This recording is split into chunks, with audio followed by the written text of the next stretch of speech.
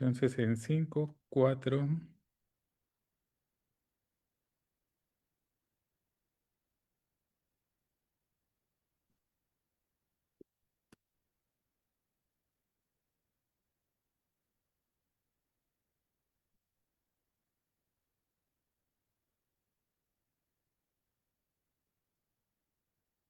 Listo, pues muy buenos días a todos los seguidores de la página de la Biblioteca Fray Francisco de Burgoa.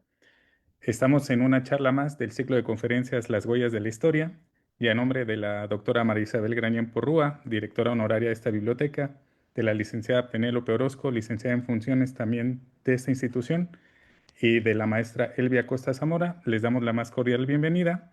En esta ocasión nos acompaña un invitado especial. Se trata del maestro Fabián Valdivia Pérez, que nos va a compartir todo su conocimiento con la charla titulada Frontispicios, las puertas visuales del libro. Le damos la bienvenida, maestro. Y antes de poderle ceder la palabra y que nos apoye, digamos, con la exposición de su tema, voy a dar una pequeña semblanza curricular para que conozcan un poco más del trabajo del maestro Fabián.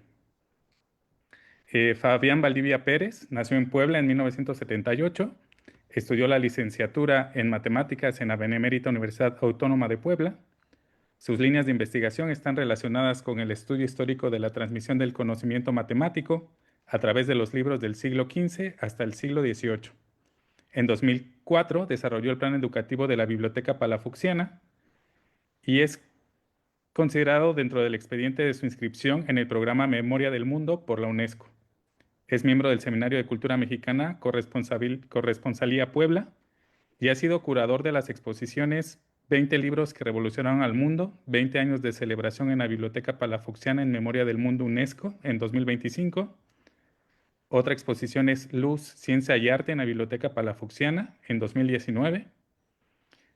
Otra más es Cuando el conocimiento se volvió imagen, libros y cultura visual en los inicios de la ciencia moderna, en la Biblioteca Histórica José María Lafragua, de la Benemérita Universidad Autónoma de Puebla en 2017. Ha sido autor de distintas publicaciones como Las imágenes olvidadas, frontispicios y grabados como dispositivos visuales para la transmisión del conocimiento matemático entre los siglos XV y XVII, en la cultura visual a través de los impresos, materialidad, producción y consumo de la Universidad Iberoamericana en 2022. Otra publicación ha sido Nuestro lugar en el universo, El Copérnico de Guadalajara, en la Biblioteca Pública del Estado de Jalisco, Juan José Arriola. En la revista México, Artes de México, número 135, en el año 2022. Una nueva publicación es Contemplación, Orden y Medida, libros e imágenes por la transmisión del conocimiento matemático en la ciencia barroca, en la revista Identidades y Redes Culturales del quinto Congreso Internacional de Barroco Iberoamericano, en Granada, de la editorial de la Universidad de Granada, Ministerio de Cultura y Deporte. Ya ha sido ponente de distintas conferencias como Liber Apertus, Liber Clausus, la construcción de discursos y repertorios visuales en los frontispicios de los libros de matemáticas entre los siglos XV y XVIII, en el quinto Congreso Internacional sobre el Libro Medieval y Moderno, en Zaragoza, España, en septiembre del 2023. Las matemáticas en la Biblioteca Palafoxiana, un acercamiento a los libros y a sus temas en History and Pedagogy of Mathematics Satellite Meeting en 2008 en México, y las matemáticas en la Biblioteca Palafoxiana de Puebla en el Congreso Internacional de Matemáticos en Madrid, España, en 2006. Así como pueden ver, estamos ante un experto en este tema de los frontispicios y su relación con las matemáticas, aparte de esta sección estética que también contienen y arquitectónica. Así es que, maestro Fabián, le damos la más cordial bienvenida, le agradecemos su tiempo de compartir con nosotros su conocimiento y le cedemos la palabra a continuación. Muchísimas gracias, buen día. Gracias, Jorge, por la presentación. Agradezco mucho la invitación de Elvia, a la doctora Isabel Grañén también, y felicitar este esfuerzo que hace la Biblioteca Francisco de Burgoa por invitarnos a charlar a manera de divulgación de estos temas. Y justo como lo presentabas, mi interés ha sido desde hace varios años el tema de los frontispicios. Le he puesto como subtítulo Las puertas visuales del libro. En la actualidad estoy haciendo la maestría en historia en el Instituto de Ciencias Sociales y Humanidades Alfonso Vélez Pliego de la UAP. Y pues bueno, quisiera comentarles, compartirles más bien la siguiente presentación. Eh, Siempre que vemos, y por eso he elegido esta imagen de uno de los ejemplares que resguarda la Biblioteca Burgoa, el famoso Teatro Universal o Teatro de la Tierra, que también conocemos en el mundo y la cultura del libro antiguo como el Ortelius, por el apellido de su autor, Abraham Ortelio, o Ortelius, este importante erudito que hace este gran libro de mapas. Pues bueno, en este libro y en muchos otros, cuando abrimos la encuadernación, que la mayoría de las veces, hasta el siglo XIX, pues bueno, las encuadernaciones solo contenían en el lomo el nombre del ejemplar que íbamos a consultar. Entonces, cuando lo teníamos frente a nuestros ojos y estaba cerrado, pues nada más teníamos el pergamino o la piel entera con la que se encuadernaba y no teníamos ninguna información acerca de qué ejemplar íbamos a poder revisar hasta no abrirlo o, como decía, ver el, el el lomo o a veces el canto dependiendo, como hemos visto que se pintaba en los cantos también el nombre del autor o del título, dependiendo que tuviera más fuerza. Como decía, a este gran libro de mapas, este libro cartográfico, a veces le llamamos Ortelius, ¿no? Y no decimos ni siquiera el título del libro, porque ya nos imaginamos cuál es el gran libro de Ortelius, que también publicó varios, ¿no?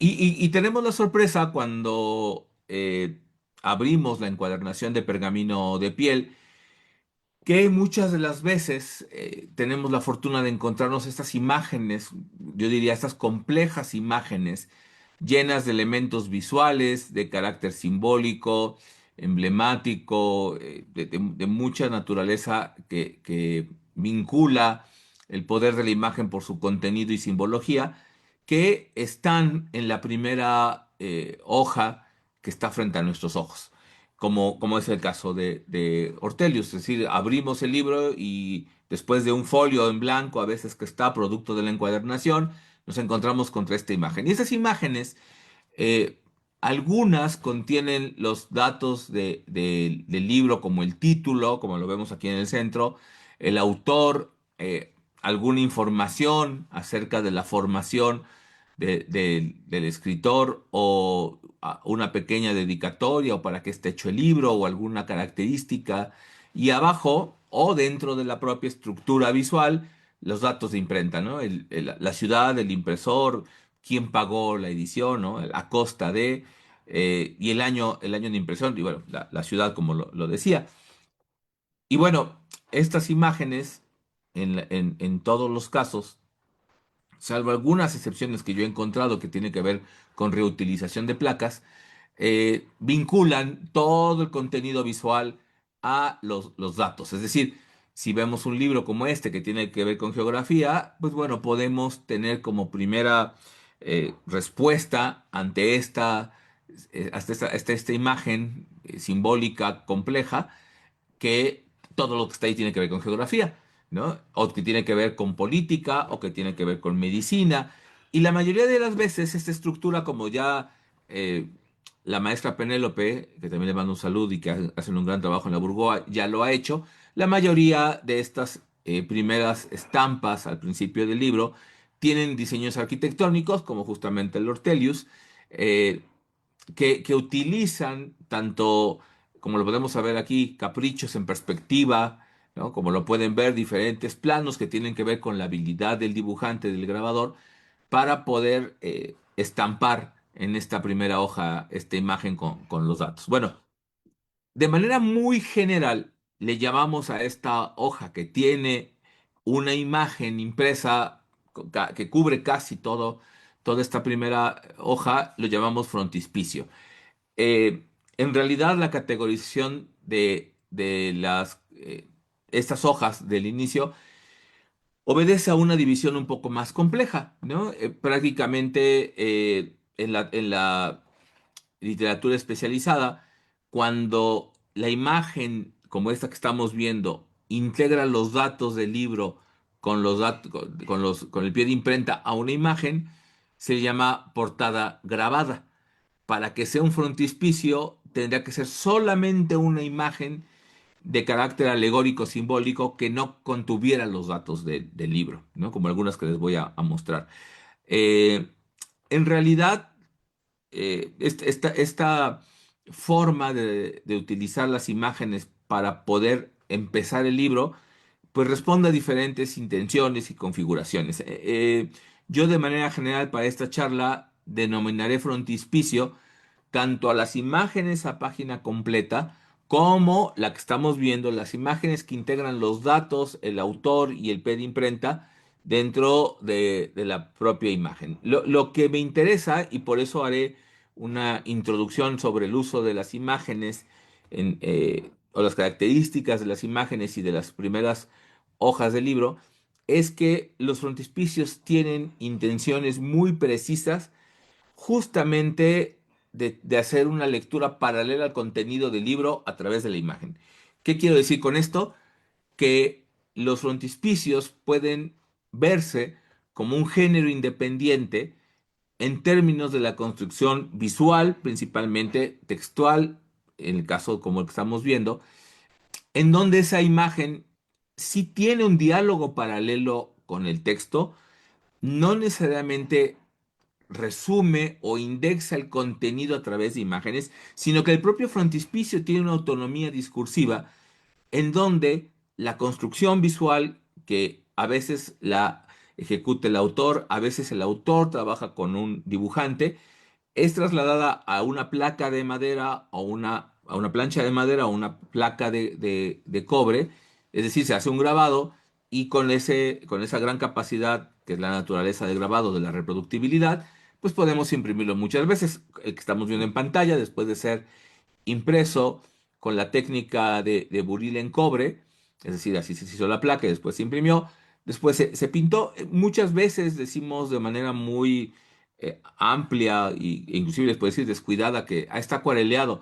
La mayoría de las pinturas, de los colores que se utilizan, pues en realidad no tienen como aglutinante del pigmento agua, sino muchas veces más bien tienen aceite o clara de huevo, es decir, son más un temple y por eso la durabilidad de la intensidad del color, como este azul maravilloso que vemos en la parte central, ¿no? O la aplicación de oro para algunas de las letras, los rojos intensos y que han pasado 3 o 4 siglos, como el caso de este maravilloso ejemplar en español de Ortelius, que como podemos ver abajo, es de 1588 y los colores siguen intensos. Eh, Empezaré con esto que es muy general del tema del grabado con el libro, ¿no? Justo como les decía, por la capacidad de reproductibilidad, pues el grabado nace de manera paralela a las soluciones y procesos editoriales con la imprenta de tipos móviles, ideada por Gutenberg, y por esa razón es muy rápido encontrar el uso del grabado dentro de los procesos editoriales que claro, se va complejizando en términos tanto técnicos como discursivos. Yo siempre digo que hay un bucle en donde la necesidad de hacer imágenes más complejas llevó a perfeccionar técnicas de grabado, como el caso del grabado en cobre. Por eso en la famosa Nova Reperta, el grabado en cobre es uno de los elementos revolucionarios de la humanidad, porque permitió otras cosas que con el grabado en placas de madera no se había logrado. Yo aquí pongo de manera general 7 usos que se dan al grabado, ¿no? Es decir, digamos, siempre de manera también general a la imagen impresa la llamamos grabado, es más correcto y con más cuidado llamarlo estampa, porque es el producto de estampar justamente la placa, que se coloca tinta y se estampa sobre una hoja, entonces yo siempre intento decir las estampas, pero bueno, si más de una vez digo grabado, pues será porque estamos hablando ya del impreso. Yo prefiero llamar placa grabada o grabado justamente a la matriz que permite la reproducción de la imagen que vamos a tener en el libro. Entonces, bueno, el primer uso del grabado son las estampas que funcionan a manera de marca de impresor, viñetas u orla o marcos en la portada, ¿no? Muchas veces esos enmarcamientos podrían ser una placa de madera, como se las enseñaré, que se ensamblan, inclusive no una placa con la forma cuadrada o rectangular, sino más bien los lados, que son pequeñas cenefas impresas que se pueden acomodar. Y sabemos también que hay portadas que no se utilizan ya tal cual grabados, sino más bien son portadas con elementos tipográficos, o sea, hechos en tipos móviles de plomo, que se ordenan de manera seriada y nos quedan estas orlas tipográficas, ¿no? Que, bueno, repito, están hechos con tipos móviles de plomo, pero bueno, la primera son esos grabados que pueden ser en madera o en metal, pero tienen ese primer uso para las hojas iniciales. Después, como les decía, las portadas grabadas con imágenes que incluyen los datos de impresión, como hemos visto el de Ortelio. También escudos nobiliarios de los personajes vinculados al libro, el obispo al que se le dedica, al virrey, algún personaje que tuviera un escudo nobiliario se colocan en la portada o se colocan justamente en el verso de la portada o se enmarcan con orlas justo para llamar la atención del personaje al que se le dedica o patrocinó el libro o bueno, dependiendo, pero bueno, por eso es el tema en particular de estudios nobiliarios, porque los escudos nobiliarios además son impresiones bastante grandes para llamar la atención. Las imágenes a página completa al inicio acompañando el texto, que es lo que les decía, que en la literatura más especializada se llama frontispicio, ¿no? Por ejemplo, en italiano, el frontispicio en realidad no es la imagen completa con una estampa, sino eso le llaman a la portada tipográfica y la imagen que va enfrente de la portada tipográfica, que en italiano es frontispicio, le llaman antiporta, ¿no? En inglés, ¿no? A la portada grabada que tiene títulos le llaman engraved title page, ¿no? A la que es solamente con la 4 frontispiece, ¿no? Y yo les digo que cuando tenemos, que pueden haber muchas mezclas de esto, puede haber libros que tienen frontispicio, luego lo abres y tiene una portada grabada y luego giras la portada grabada y luego tienes una portada con solo texto, pues digo es frontispicio, portada grabada y portada tipográfica. Y sí hay casos de libros donde tienen las tres increíblemente, ¿no? También el grabado lo usamos para imprimir iniciales, ¿no? Capitulares, adornos al final de párrafos o capítulos, los retratos de los autores, patrocinadores y mecenas, y las imágenes dentro del texto. Son los usos generales que podemos encontrar. Resulta, como escuchaban, mi interés es mucho, son las portadas, frontispicios y viñetas en portadas de libros de ciencias matemáticas. Siempre utilizo igual el plural de ciencias matemáticas, porque es el término utilizado prácticamente del siglo XVI hasta el XIX para incluir una gran cantidad de áreas de conocimiento que están vinculadas a la medida, peso y el número, siguiendo el texto que está en el libro de la sabiduría, que dice que Dios hizo todo con medida, peso y número. Bueno, pues todas las áreas del conocimiento, más allá de las clásicas del quadrivium, que son la geometría, la aritmética, la música y la astronomía, a veces en vez de astronomía aparece perspectiva, pero bueno, más allá de estas cuatro del quadrivium, es decir, de las cuatro vías del conocimiento, para el siglo XVI y el XVII era claro que había muchísimas. Llega a ver, como el caso del libro de Juan Caramuel de Lowkovitz, el Matesis Bíceps, pues casi media centena de ciencias que se agrupan bajo el concepto de ciencias matemáticas, así que no, yo no utilizo el concepto de libros de matemáticas, sino más bien libros de ciencias matemáticas, con todo y el debate historiográfico que me parece muy pertinente, que se ha dado en los últimos años, en donde science o ciencia, como lo entendemos nosotros, pues es una construcción muy reciente a partir del 19. Si bien Bacon había ya reflexionado de eso, en el 19 es cuando ya se da.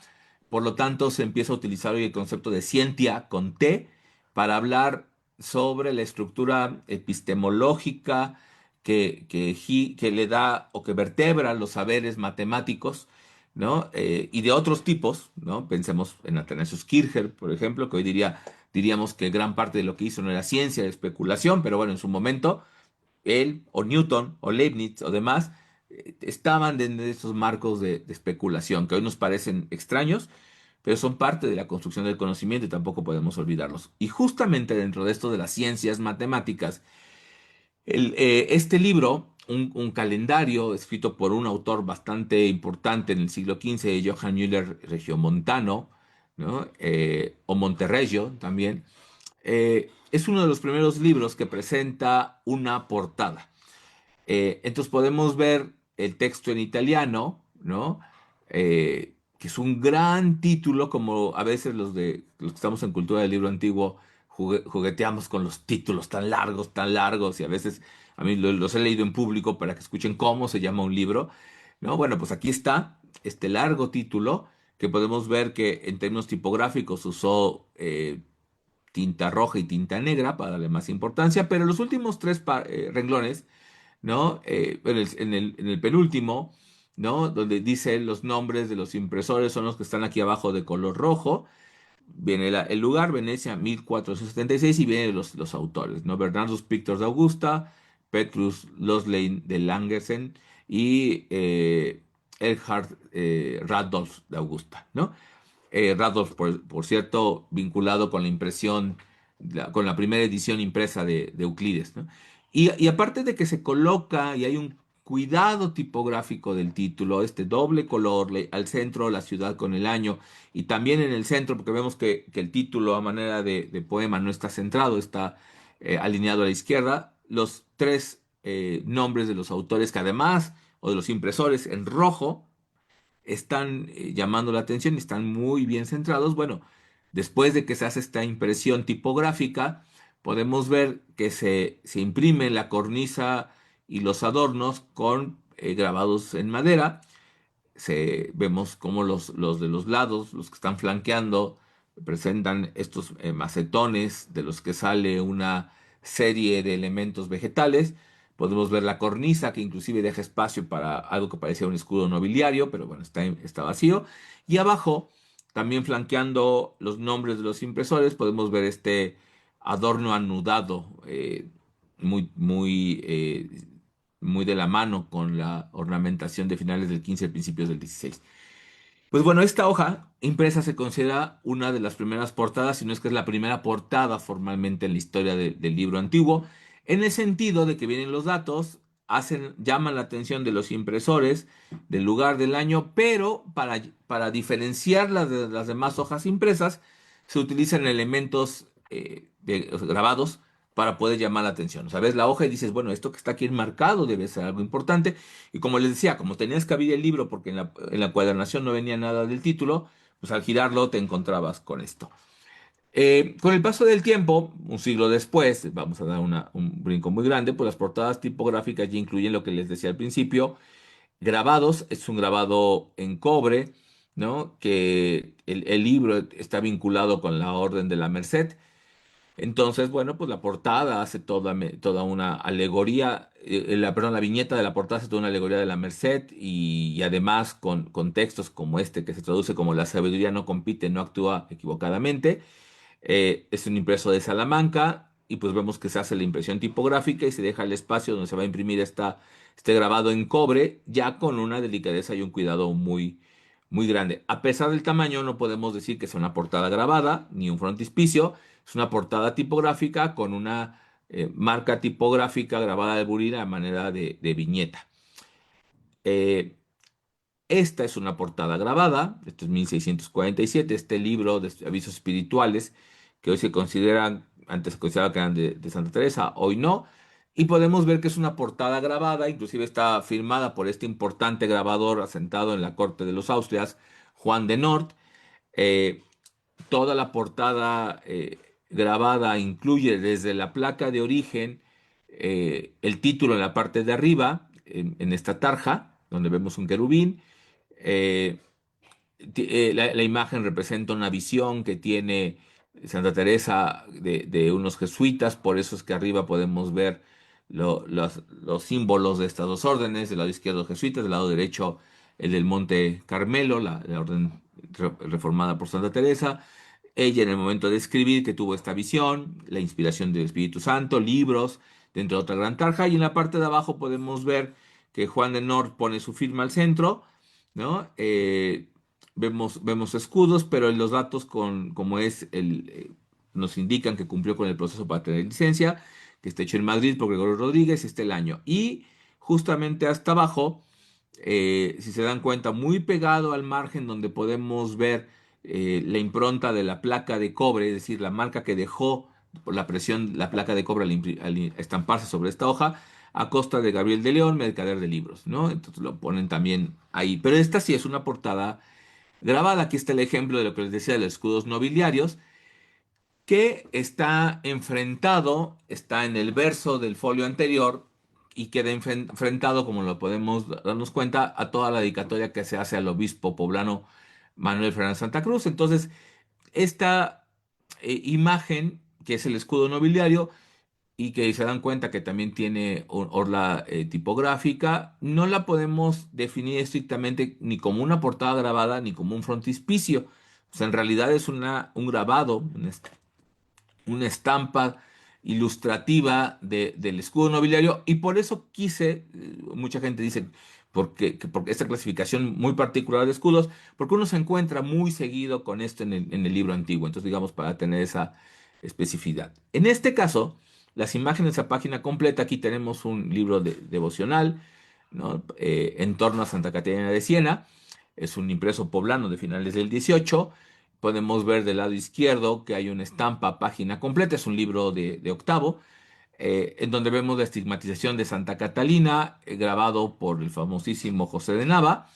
Y bueno, lo que nos damos cuenta es que esta imagen, que otra vez podríamos pensar que es un frontispicio, ¿no? En realidad, pues bueno, si bien es una imagen que sí tiene elementos simbólicos, lo que está haciendo es ilustrar el momento más importante de la vida de la santa, a la que está dedicado este devocionario de 5 días.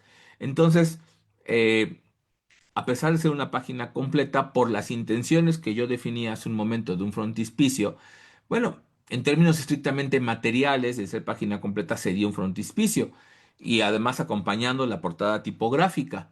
Enfrentados, muchas veces no están enfrentados, sino están en páginas distintas para ir abriéndolos, pero por la intencionalidad simbólica, por los elementos que ahorita describiré con más cuidado, que tienen que ver con intereses del autor o con advertencias en torno a los saberes del lector y la preparación intelectual también de quien escribe la obra, pues aquí más bien tenemos una estampa de carácter ilustrativo, eh, agiográfico.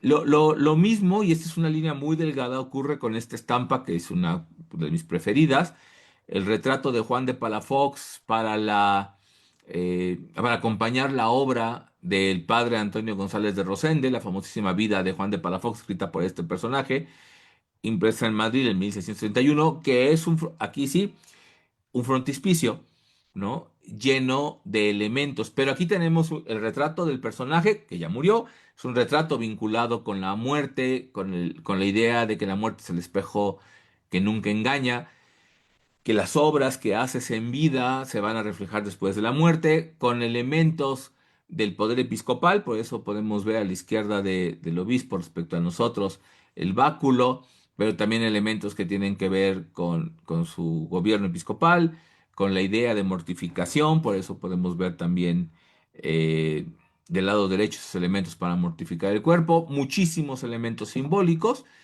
Y bueno, en realidad esta imagen sí está generando un discurso visual en torno al personaje al que se dedica la obra, llena de elementos simbólicos. Aquí, bueno, en la fotografía pueden ver que está enfrentada al inicio del texto, cuando se reimprime la obra de González de Rosende como el último tomo de la obra completa de Palafox, patrocinada por el rey Carlos III y con el gran apoyo de los carmelitas, y se inserta como último tomo de las obras completas de Palafox de la biografía de Rosende. Este grabado se copia, no se utiliza la plancha, pero se copia la misma estructura simbólica, formal y compositiva, y se hace un grabado que también acompaña la portada de esta manera. Entonces aquí sí estamos ante un frontispicio, ¿no? Que inclusive no tiene datos de impresión, tiene los datos de quién creó la imagen en su mente, quién la inventó, que es el propio padre Rosende, el nombre del artista que dibuja lo que está pensando el padre Rosende, y el nombre que es Pedro de Villafranca, de quien el dibujo lo pasa lo esculpe, que es el término, no se dice grava, el término que se utiliza es que esculpe la placa de cobre que está trabajada al buril con el que se va a hacer esta estampa. Entonces, aquí hay tres firmas, quien lo piensa, quien lo dibuja y quien lo graba para estamparlo. Aquí, aunque tenemos una imagen en la página completa, pues en realidad no funciona ni como frontispicio ni como portada, tiene carácter ilustrativo, es del Atlas de Bleu, el tomo que habla de Uraniburgo, el lugar donde Tycho Brahe tenía su laboratorio y su observatorio astronómico lleno de instrumentos. Y aquí vemos a Tycho al centro, en un mural que sabemos que está descrito. Y vemos arriba unas repisas justamente llenas de libros, que siempre va a ser un tema que va a aparecer en la retórica de los retratos vinculados con eruditos, sabios, científicos o cualquier persona que presuma de tener conocimiento. Entonces aquí tenemos una página completa, no es un frontispicio, ¿no? Porque no está al principio. Y justamente eso es lo que va a caracterizar. Los frontispicios van a ser puertas visuales del libro. Y pensémoslo en dos caminos, como advertencias visuales en torno a los saberes o preparación del autor o del lector, o sea, lo que el lector debería saber para poder entrar al libro a través de ese frontispicio como una puerta, y también dentro de la parte de estudios en torno no solamente al libro antiguo, en general al libro, lo que hoy definimos como paratextos, es decir, todos estos elementos que van dando forma a la estructura de lo que también llamaríamos el libro moderno, y que estos textos justamente son la estructura que va a poder soportar al libro no como objeto, nada más en términos materiales, sino como un producto cultural que debe de cumplir desde temas legales, como ocurre con la pragmática de Felipe II a finales del siglo XVI, donde se deben de poner los datos del autor, imprenta y demás, como la evidencia de que se cumplió con procesos como la licencia, como la tasa, los pareceres en algunos casos, la propia dedicatoria del autor a alguna autoridad o al lector, como muchas veces ocurre, los índices, algunos libros inclusive contienen las descripciones y explicaciones de los frontispicios, ¿no? También los contienen los retratos, los escudos, todo eso que hoy llamamos para textos, bueno, obviamente los índices, las notas, eh, los frontispicios y algunos de los ejemplos que les he puesto acá podríamos categorizarlos como para textos visuales. Y con base en esto que les expliqué al principio, un poco para qué es, qué no es, porque bueno, la diversidad puede ser un poco amplia, pues les tengo aquí algunos ejemplos de imágenes que funcionan como frontispicios. Este es un incunable, el incunable más famoso por sus más de 1800 estampas, la famosísima crónica de Nuremberg, escrita por Hartmann Schedel e impresa en 1493, que contiene grabados eh, en planchas de madera impresos, elaborados por Mijael Volgemuth y un Alberto Durero de más o menos 20 años de edad. Y justamente del lado izquierdo, por eso tomé la fotografía, usé esa fotografía completa del libro, porque las hojas de la izquierda que ven, que se acumulan antes del frontispicio de Dios Creador, son justamente la portada tipográfica, una portada impresa con caracteres góticos, a veces compleja de leer. Esta es la de la Palafoxiana, que está en latín, hay unas ediciones en alemán, pero todas esas cosas anteriores son los índices de la obra, ¿no? Entonces, después del índice, cuando ya va a comenzar la obra, el folio en su verso le fue impresa esta espectacular imagen tallada en madera que representa con los estereotipos y con la construcción visual de la época, Dios Padre, nada más como un dato interesante, este es el Dios Padre también que utiliza el bosco para pintar las tablas, o digamos, o la cara exterior del famosísimo Jardín de las Delicias. En una grisalla pinta a Dios Padre inspirado en este grabado que funciona a manera de frontispicio, con escudos de armas, además.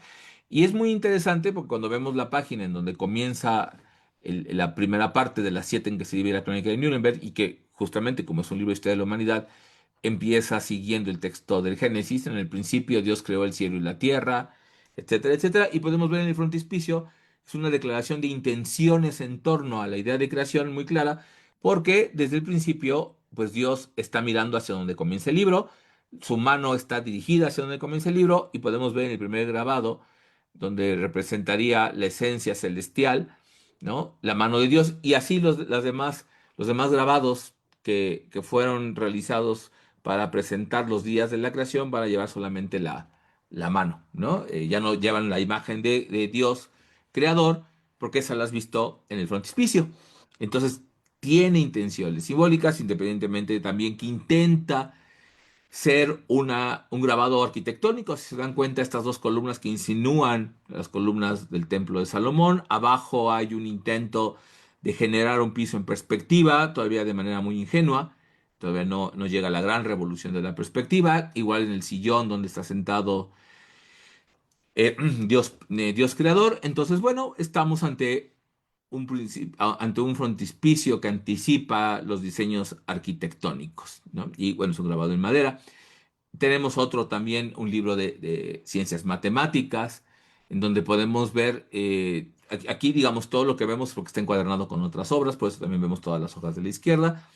Pero justamente donde empieza el libro, podemos ver del lado derecho el uso del grabado de madera para una gran capitular bellísima, y del lado izquierdo un frontispicio a página completa, ¿no? De los comentarios al Magesto de Ptolomeo, Venecia 1496, Johann Müller Regiomontano, y a mí me parece un grabado, un frontispicio maravilloso por todo el trabajo de lacería que podemos ver, por los textos que están metidos dentro de este enmarcamiento a manera de cenefa con elementos vegetales.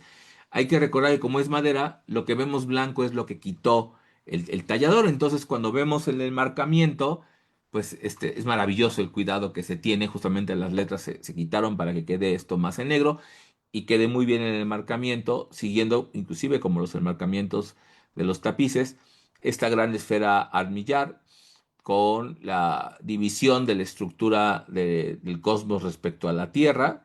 Vemos que en la arriba se representa el cielo, se representa la esfera fija de las estrellas, de acuerdo todavía al pensamiento que se tiene. Aún no llega la revolución copernicana ni la galileana, hay que esperar todavía mucho para que ocurra eso. Pero abajo podemos ver que esa gran esfera se soporta en un basamento que tiene libros, y me parece, siempre me ha gustado mucho este frontispicio porque estamos viendo uno de los frontispicios de carácter simbólico de los primeros en el libro impreso, donde podemos ver a la izquierda un personaje que está en su lectura con una corona, y abajo en el marcamiento vemos que es Ptolomeo, que era llamado el príncipe de los astrónomos, y del lado derecho un personaje que tiene un libro cerrado, y ven el gesto de la mano a manera de pregunta o de llamar la atención, de hacerle una pregunta, de señalar, y es el autor Johannes de Monterregio, Regiomontano, como queramos decirle. Pero lo que resulta interesante es que lo que nos está diciendo el grabado es que la vinculación del autor con el príncipe de los astrónomos, que obviamente ha muerto, pero su legado se conserva, es a través de los libros. O sea, este tema de que Ptolomeo lee y Regiomontano tiene acceso a Ptolomeo por la lectura, y lo que los vincula, y vean que además la jerarquía es que son iguales, ¿no?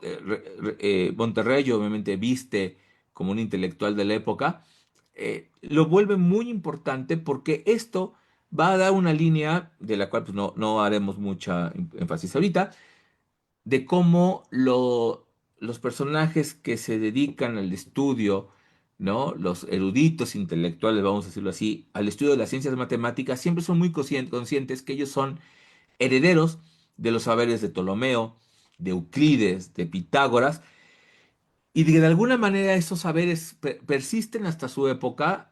Ellos son los herederos, pero por otro lado también son las columnas de esos saberes, y ellos pertenecen a esa genealogía. Digo, yo siempre lo platico, es increíble que varios autores ponen a Euclides como este personaje antiguo, igual que Ptolomeo, el cual conoces a través de los libros, pero hoy sigues leyendo Euclides y sigues demostrando los teoremas de los elementos de Euclides como se demostró hace 100, 200, 300, 500, 1000 años y más, y que sigue siendo válido el conocimiento. Entonces, esta conciencia de saberes genealógicos heredados a través de los libros, reconociendo a los autores, es algo que va a aparecer en el caso de ciencias matemáticas de manera muy temprana, ¿no?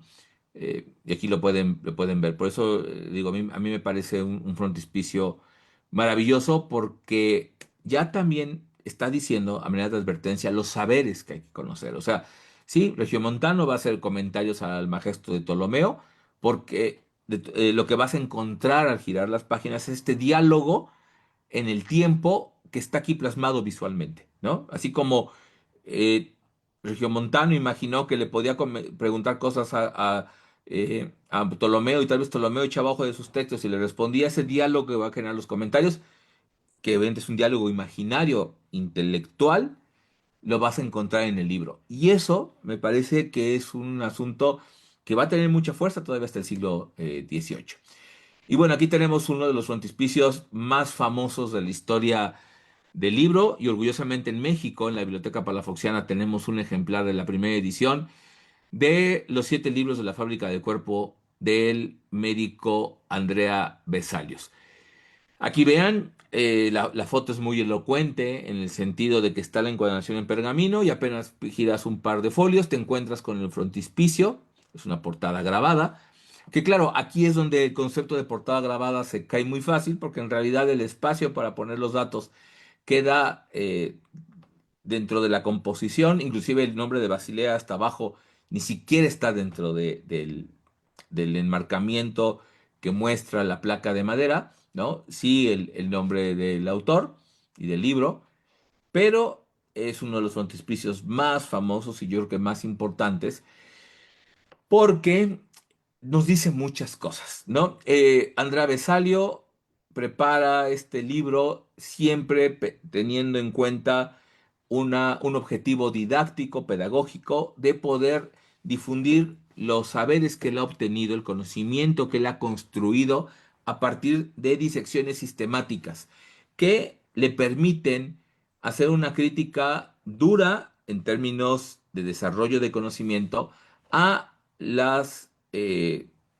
a las obras que han sido heredadas también desde el mundo grecolatino de Galeno e Hipócrates. Porque hay que recordar, estamos en 1543 y justamente, si bien cuando hablamos del Renacimiento pensamos en este renacer de los saberes antiguos, también no hay que olvidar que uno de los elementos que construyen la idea de Europa y de occidentalización, una de sus columnas muy fuertes, es la herencia clásica, la herencia grecolatina. Así que poner en tela de juicio la herencia grecolatina es actualizarla de alguna manera. O sea, no es negarla, sino es actualizarla. Y Vesalio lo logra haciendo la crítica a que Hipócrates y Galeno, que tal vez sean los personajes que aquí vemos, del lado izquierdo viendo hacia el centro y otro volteando a ver a un perro, eh, es muy probable que sean alegorías de ellos, justamente hay que reformarlos. Y a mí me encanta este frontispicio porque está retratado el autor del libro, Andrés Vesalios, que es el personaje que está al centro, donde vemos que en una plancha de disección está abriendo el vientre de una mujer. Vemos sobre la plancha los instrumentos que en muchos casos tuvo que desarrollar justamente Vesalio. Vemos las navajas en recuerdo de las de las eh, disecciones públicas que los médicos hacían, pero el médico se ponía en una cátedra, en una silla, era un catedrático, hablaba y explicaba, y bueno, había personas que hacían el trabajo sucio, que normalmente eran las personas que en la comunidad tenían navajas afiladas y que sabían hacer cortes, iban sacando lo que decía el catedrático no se ensuciaba las manos de sangre, sino eran normalmente personas, les repito, que tenían navajas, objetos muy afilados, que sabían manejarlos y que normalmente era quien te afeitaba o te cortaba el cabello, ¿no? En la comunidad. Besalio es muy consciente que lo que él está haciendo es un ejercicio revolucionario y él se pide ser grabado en la portada, que se dan cuenta, en la portada grabada, bueno, en frontispicio, vamos a llamarlo así, justamente al centro de esta gran exhibición pública de sus saberes y de su disección, Vean que es el único que voltea a nosotros, el lector que está frente a este frontispicio que es, no solo es una puerta, vean que está colocado todo en medio círculo para que nosotros seamos más un observador. Y lo que nos está diciendo Vesalius es que cuando demos la vuelta a esta hoja y empezamos a leer su libro, sepamos con toda conciencia y claridad que ese libro se produjo a partir de la observación directa del cuerpo y la disección hecha por este señor. De hecho, adelante viene un grabado del retrato de Vesalio haciendo la disección de una mano, de la cual él habla que hizo esto en París, ¿no? Pero esa conciencia de autor la está haciendo explícita en el frontispicio, que les digo que aquí es un frontispicio que no es que sea arquitectónico, más bien lo que nos presenta es un gran anfiteatro ideal con todas las personas poniendo atención y con un mono del lado izquierdo y con un perro del lado derecho, en recuerdo a los animales que se usaban para hacer las disecciones, y por eso en el propio contenido Vesalio se atreve, y por eso es un libro que cambió para siempre la historia de la humanidad, a refutar las ideas clásicas heredadas a través de los textos, otra vez hablando del libro, de Hipócrates y Galeno, y tiene que ser un libro justamente el que haga este cambio. Entonces aquí vemos justamente a Vesalio viendo de frente al lector, ¿no? Es un frontispicio espectacular por su trabajo, por su cuidado. Recuerden, esto es un grabado en madera, entonces, como les decía, lo que ven blanco es lo que se quitó de la madera y lo que se dejó negro es lo que se deja para entintar a manera de un sello.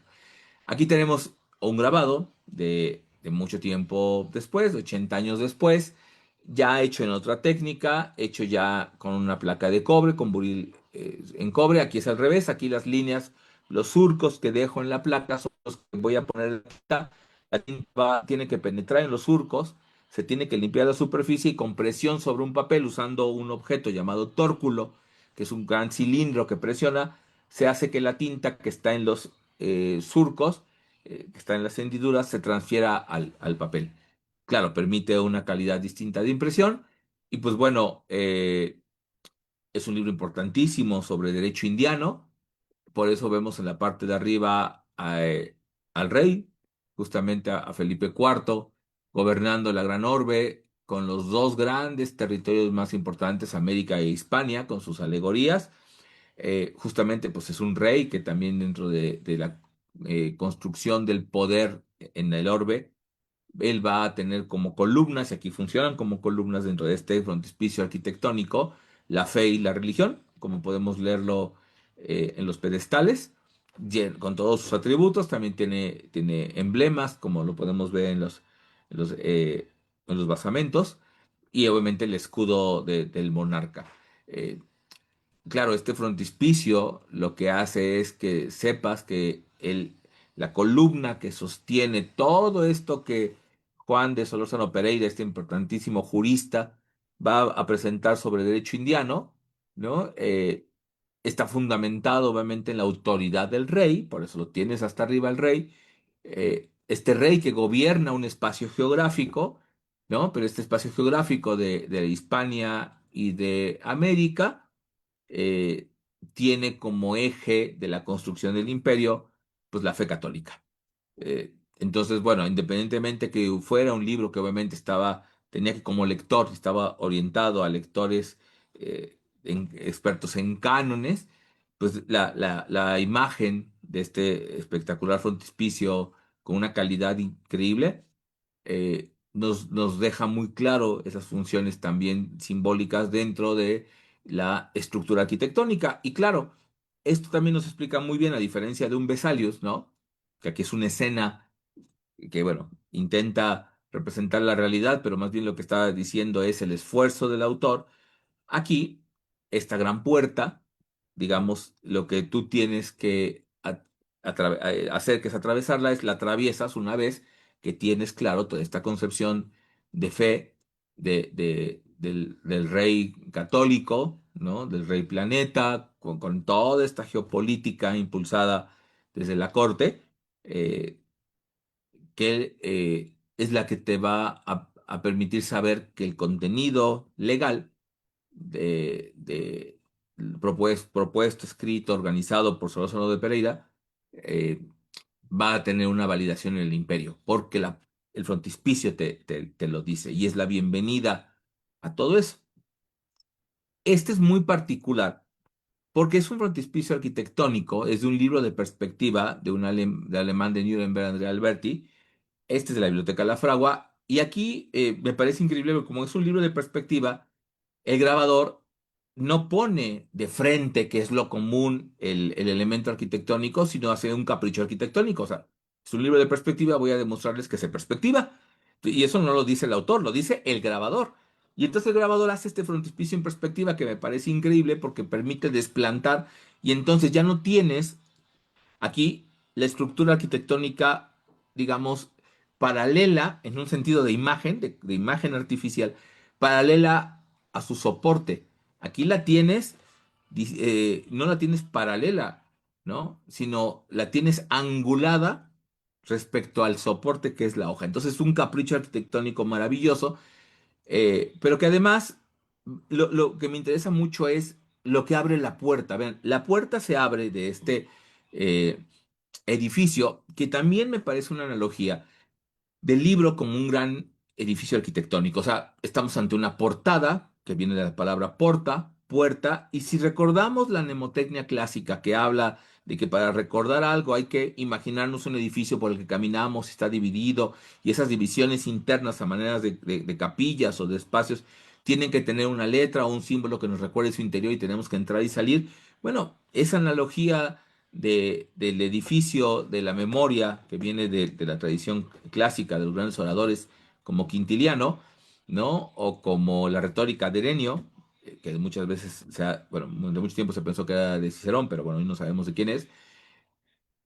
Funciona también la estructura del libro, que tiene una portada, o sea, una puerta, que se divide en secciones que llamamos capítulos, porque son la cabeza, en la caputa, y que hay una capitular, ¿no? Por cabeza, y que hay un número, ¿no? Entonces, muchos de los elementos en torno a la estructura material y conceptual del libro funcionan como edificios. Y esto es muy evidente. O sea, ¿cómo entras a este edificio llamado los dos libros de perspectiva de Andrea Alberti? Bueno, las puertas se abren, vemos el título, es decir, la lectura del libro te va a permitir entrar también, o sea, es como una autorreferencia, pero vemos que enfrente, además de las alegorías de la óptica, la geometría y la aritmética, perdón, tenemos un pedestal con un libro abierto, o sea, casi casi como una ofrenda de las que vemos en representaciones del mundo antiguo, ofrendar un libro para poder entrar, ¿no?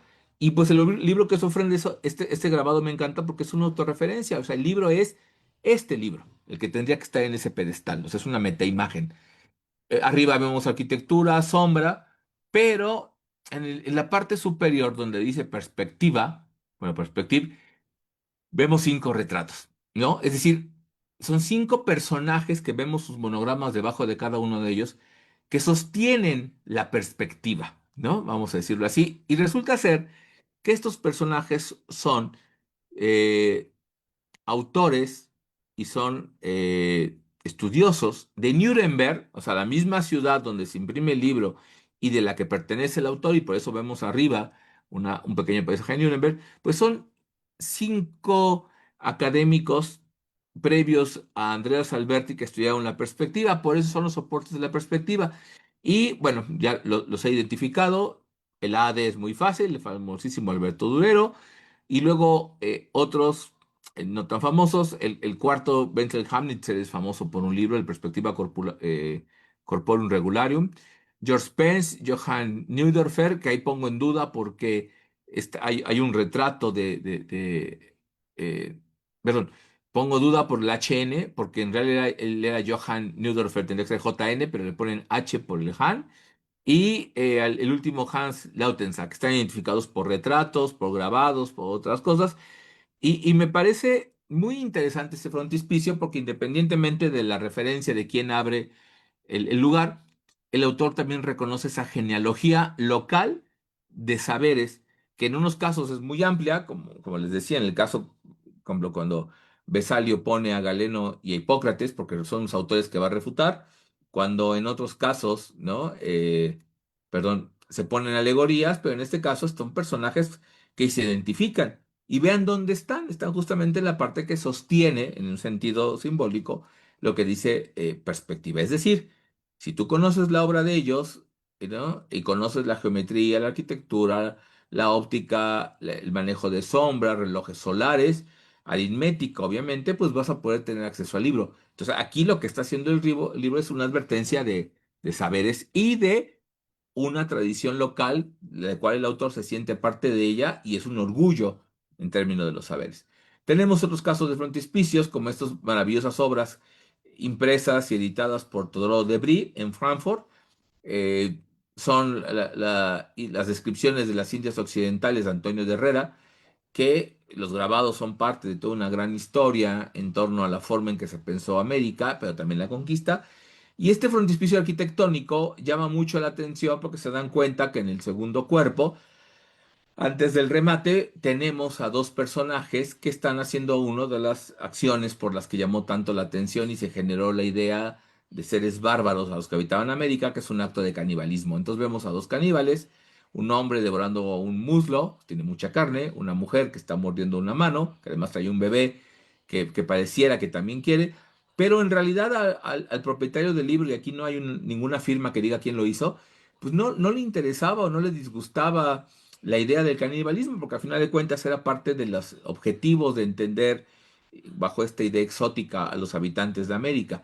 El frontispicio tiene un cuidado de tradición clásica increíble, tiene un trabajo muy fino de buril, como eran los de los grabadores en torno a Todoro de Brie. O sea, el grabado es un maravilloso ejemplo de un trabajo espectacular como frontispicio arquitectónico, pero lo que le sobresaltó a la persona que hizo estos expurgos, estos taches, es que estuvieran desnudos. No que comieran carne humana, sino que estuvieran desnudos. Entonces podemos ver cómo la tinta que corre con su pluma, pues va tachando las zonas del cuerpo que no deberían ser vistas. Lo de menos es ver comer piernas o manos, sino no pueden estar desnudos. Y los dos personajes del remate del frontispicio también lo vemos. Y la puerta, después de que pasas esta puerta, podemos ver que el arco debajo lo que nos muestra es justamente el cocimiento a fuego de las partes del cuerpo humano que van a ser comidas, ¿no? Bueno, al menos no comen carne cruda porque podría significarles un malestar, sino la comen asada a las brasas. Y bueno, este frontispicio, pues obviamente ha generado, igual que todos los grabados de las descripciones de Antonio de Herrera, todo una discusión a la construcción de América. También tenemos el caso de frontispicios como este que fue diseñado por Rubens para el rector del Colegio Jesuita de Amberes, Francisco Aguilonio, para su tratado de óptica, pero que se imprime en Amberes, en la oficina de los Moretus, de los herederos de la de Cristóbal Plantino, y uno de sus representantes en Lyon, Francia, Jacobo Prost, copia el frontispicio que tenía como sentido un asunto de óptica para hacer este libro, el famoso Musei o Biblioteca de Claudius Clementes o Clemens.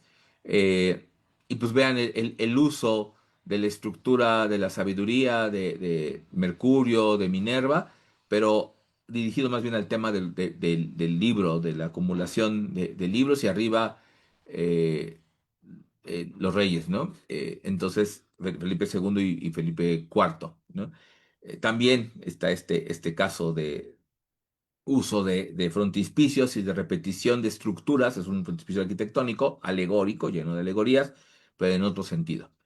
Y que es la primera edición sevillana de la vida de Juan de Palafox y Mendoza, de la vida interior, pues vemos que también esta imagen no es ilustrativa. El libro, si bien lo conocemos como Vida Interior, se llama Confesiones y Confusiones, Cargos y Lágrimas de un Pecador, enormísimo por sus grandísimas culpas, ¿no? Pues, el grabado es verdaderamente espectacular, este trabajo que se hace para mostrar a Juan de Palafox hincado, en el acto de escribir este libro, y en el momento que escribe está inspirado por el mismísimo Jesús crucificado. Hay que recordar, y por eso el escudo sobre el cortinaje cargado por estos pequeños ángeles con elementos episcopales, que el gobierno episcopal de Juan de Palafox fue dedicado al amor a Cristo crucificado. Por eso también el sombrero episcopal, como símbolo de gobierno de Juan de Palafox. Detrás un gran armario con libros que podemos leer en sus lomos, las obras de Juan de Palafox. Y bueno, esta inspiración divina al momento de escribir con el gesto de la mano y también con la mano a manera de piedad, hincado obviamente sobre un almohadón por la jerarquía que tiene el personaje que está aquí representado, ¿no? Obviamente abajo un texto describiendo quién es él, pero bueno, esta obra de Marcos Orozco, que podemos ver abajo, que es el grabador, pues funciona totalmente como un frontispicio de intenciones de quién es el personaje del que vas a hablar, su relación como escritor, ¿no? De ahí la pluma, pero también de la gran obra escrita e impresa de él, que es pues, la relación con la estantería y su gobierno episcopal, ¿no? Entonces, bueno, y abajo obviamente el escudo en lo terrenal, el escudo del marquesado de Ariza que heredó de su padre. Entonces vean cómo el gobierno sí está cargado por ángeles, pero lo civil está en el suelo en una manera de humildad y de ahí la mano también, ¿no? Que bueno, la humildad de Palafox también es un elemento retórico que él utiliza constantemente. Este fue el frontispicio por el que me interesé en estas obras. Es el frontispicio del libro de matemáticas de Juan Caramuel.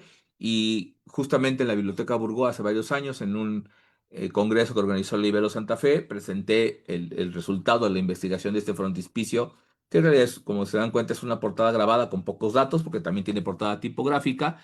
Y lo que descubrí es que justamente dentro de los frontispicios, además de haber copias, como lo acabamos de ver con con este maravilloso de Aguilonio y que luego es utilizado para el libro de Claudius Clemens de bibliotecas.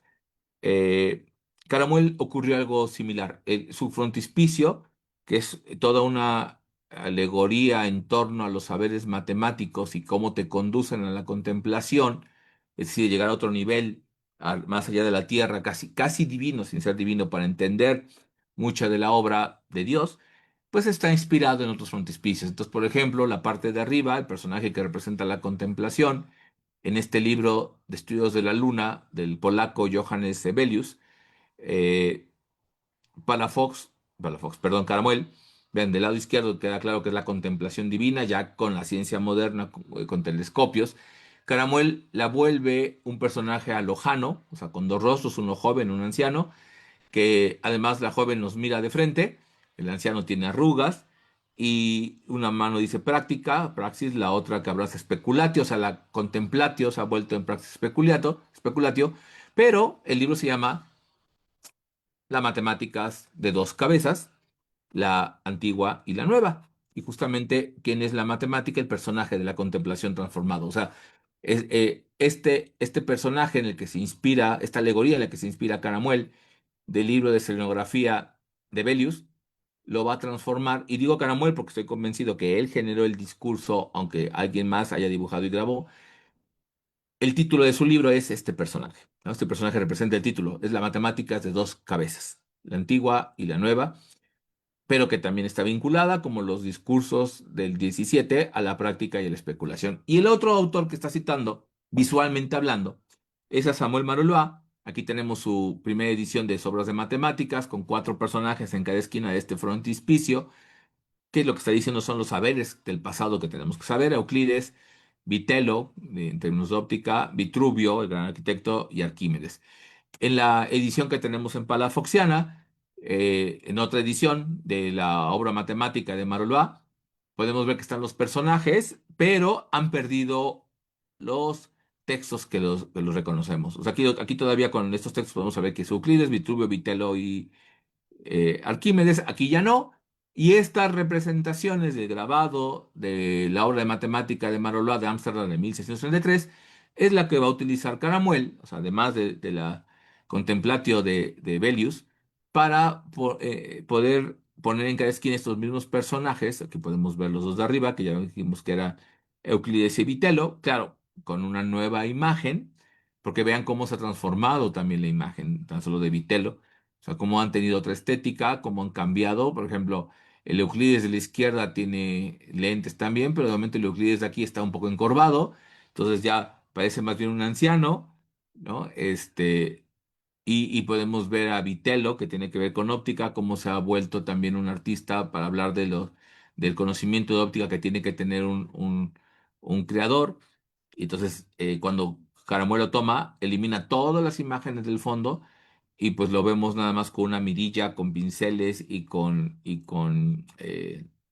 la paleta de pintor, y abajo a Arquímedes del lado derecho y a Vitruvio del lado izquierdo, acaban perdiendo su carácter divino, y el de la izquierda pues parece un arquitecto más, que sí, que a diferencia de los cargadores, está usando compás y está escribiendo los saberes, y del lado derecho vemos a un personaje que podríamos reconocer con los atributos del dios Marte, y sí, porque es la milicia, sobre todo por las historias detrás de Arquímedes y todo su conocimiento militar, pero vean cómo se ha transformado y ahora parece una alegoría más bien de Marte o de la guerra, pero que también enfrente tiene una tabla donde representa la imagen de la fortaleza pentagonal, de la cual se estudió mucho en la matemática militar, que además hay que saber algo, Caramuel, su padre era un ingeniero militar. Entonces vean cómo de regreso, para llegar a este frontispicio, que es lo que he publicado también en el libro que resultó de este congreso que organizó el Ibero y fue en la Burgoa hace varios años, es que también hay estas referencias también a frontispicios para construir frontispicios. Y para terminar esta charla, que me parece uno de los frontispicios más espectaculares, que es el del Almagesto Novo del jesuita Juan Bautista Riccioli. O sea, él sigue con la idea ptolomeica, pero dice, vamos a un nuevo Almagesto. Entonces, atrás está Ptolomeo acostado y está lleno de muchísimas alegorías. A mí es un frontispicio que me encanta porque además es una réplica jesuita al modelo copernicano. Entonces, cuando Urania, la diosa de la musa de los cielos, está pesando los sistemas cósmicos, se dan cuenta que el que tiene más peso es el de Tycho Brahe, que deja a la Tierra fija. El Sol, alrededor del Sol giran todos los planetas, pero el Sol se mueve alrededor de la Tierra. Y vean que el que no tiene peso, por eso está arriba, es el copernicano, ¿no? Entonces, bueno, este es digno no de una charla, sino de un seminario completo. Es uno de los frontispicios más complejos que hay en términos científicos, de imágenes científicas del siglo XVII. Arriba la mano de Dios, con lo que le decía los atributos que dice el libro de la sabiduría. Dios crea todo con numerus, medida, mensus y peso, pons. Y pues con esto quiero terminar esta charla sobre frontispicios y pues dejar, Jorge, si tienes algún comentario, pregunta. Claro, maestro Fabián, pues muchísimas gracias por su presentación. Aún sigo procesando un poco todos los elementos que componen los frontispicios, que son más de los que uno puede apreciar en un inicio, ¿no? Cuando tienes tu primer acercamiento con libro antiguo, te llegan muchas interpretaciones, pero no a este nivel de especificidad. Y bueno, tenemos algunos comentarios, igual invitar a la gente que nos sigue, si tiene alguna pregunta, algún comentario, alguna felicitación al maestro Fabián, lo puede hacer libremente en el chat. Ya tenemos algunos. Sí, aquí lo Eh, estoy viendo inici- también. Iniciamos con Marco Darío Valderas, que lo felicita por su investigación. Pao D'Angelo nos dice que las imágenes son demasiado contemplativas. Isela Cariño da gracias por la interesante charla. Lupita Coatlayo Anrubio nos dice que es un trabajo muy interesante el de usted y que Gracias. su señor padre le recomendó el en vivo y que gracias por compartir el conocimiento. Ignacio Ruiz Velasco lo felicita por la ponencia y dice que es excelente el contenido que maneja en ella. Montserrat Baez, igual le manda felicitaciones y que siempre es un gusto escucharlo. Y Juan, no puedo leer lo que dice, es JM, JMLO, dice que es una excelente charla. Y tenemos dos preguntas en el chat también. Nos pregunta Jorge González que si el grabado es un elemento clave del frontispicio. No sé si en el sentido de la técnica propiamente o en qué sentido será. Yo creo que ves por ahí. Y otro comentario es de una de las iniciadoras de esta iniciativa de las charlas, pero también de la invitación hacia ti, Fabián, la maestra Elvia Costa. Nos dice que es muy interesante el tema y que se podría compartir alguna información sobre las estampas novohispanas relacionadas con las ciencias. Y aprovecha para felicitarlo también. Gracias. Sí, yo creo que la primera sobre el grabado sí va vinculado con el proceso.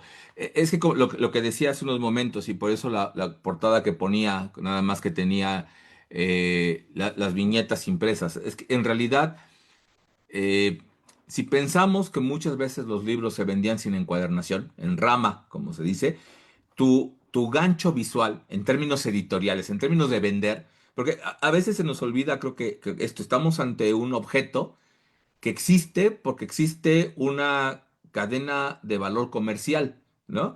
Es decir, no se hacen libros nada más por el afán de transmitir el conocimiento. O sea, eso nos puede romper el corazón a los que somos muy idealistas, ¿no? Pero esa es la verdad, ¿no? O sea, ¿por qué Besalio, por ejemplo, en 1543 sale el Besalio y en el 55 sale una segunda edición?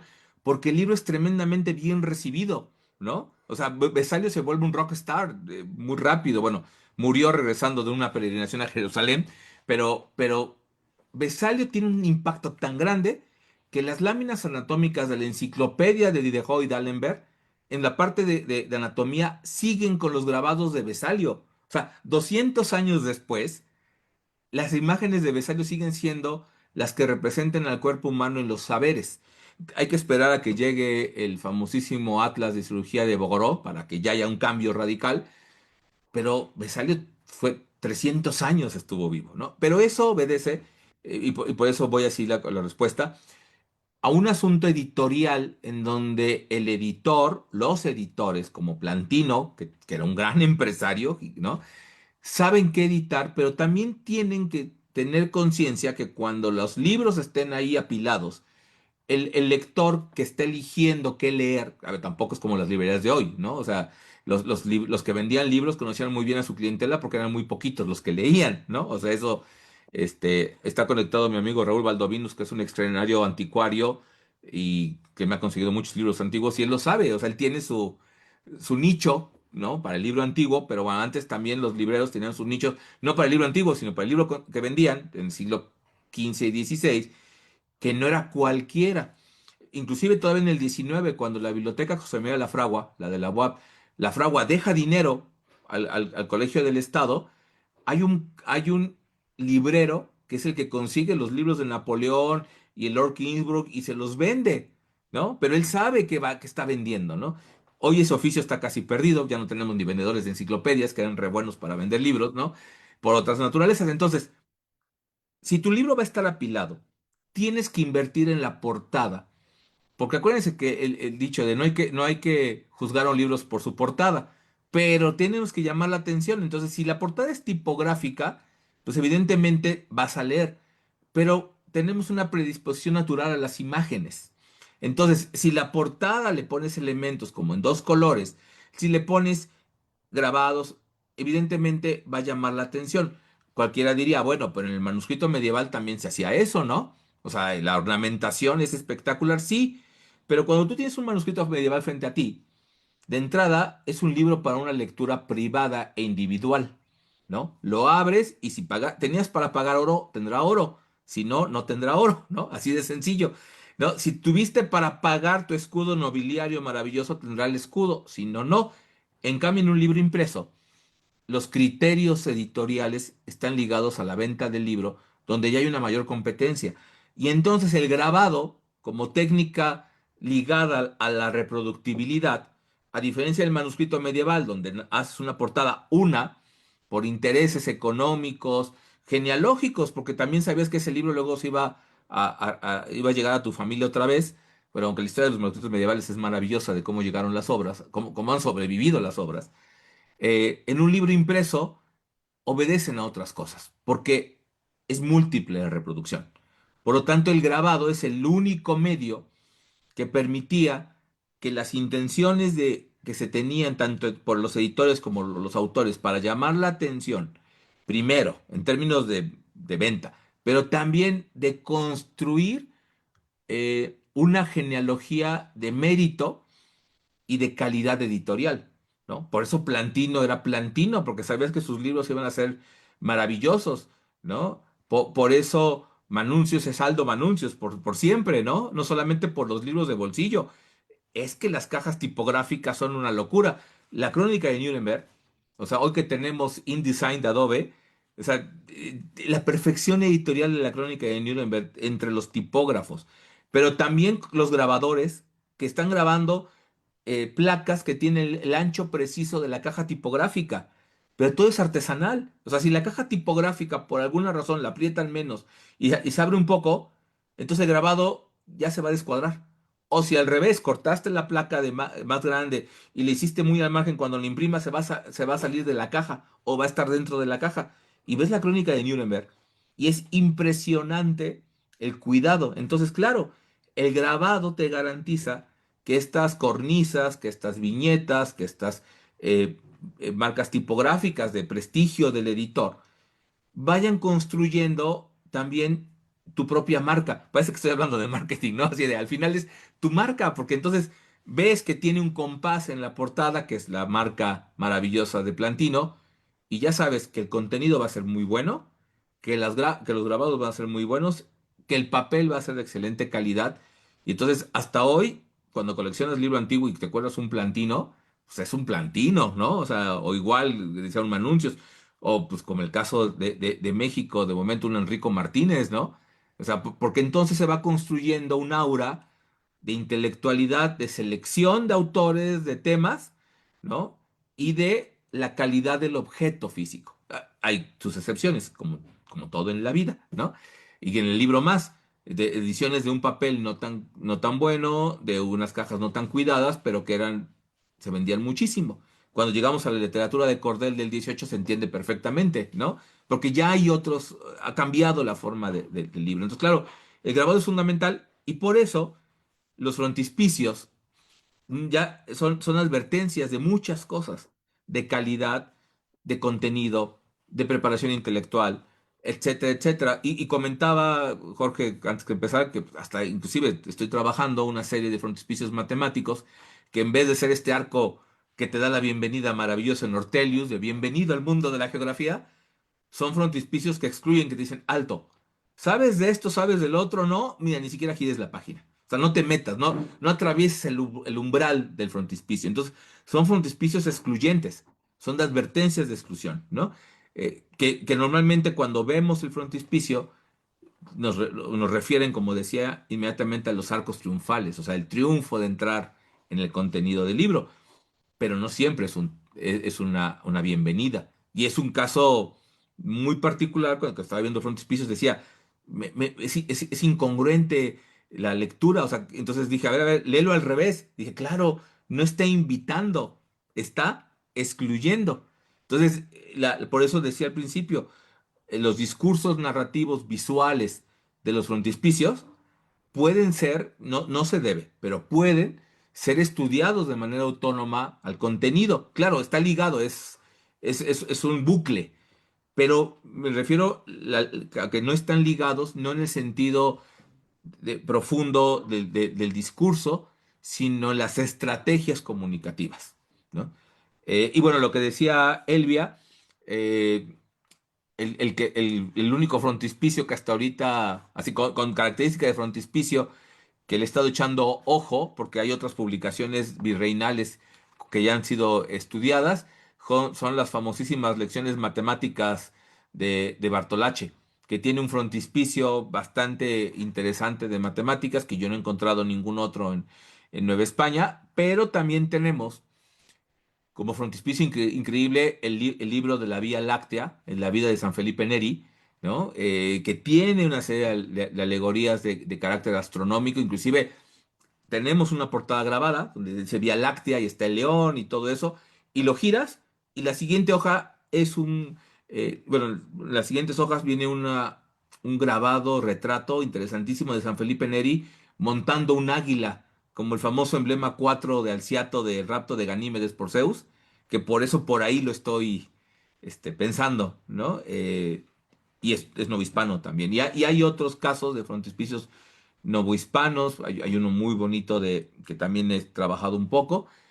No me he metido todavía tanto a los novohispanos, porque como mi origen era estudiar frontispicios científicos, y pues solamente he encontrado el de Bartolache, ¿no? El caso del novohispano, pero si alguien encuentra algún otro frontispicio matemático, se va a agradecer muchísimo pues, para intentar hacer un corpus científico novohispano que el doctor Trabulce y otros investigadores de Querétaro, de Hidalgo han estado trabajando, pero sí se valdría la pena porque toda esa teoría que estoy platicando se cumple, a final de cuentas, porque es parte de esta órbita en torno al libro antiguo para textos y demás, que claro, los novohispanos lo tenían muy, muy claro, no solo por los libros que llegaban, sino por los libros que se producían, con base, obviamente, en temas legales, ¿no? Tasa, licencia, etcétera, etcétera.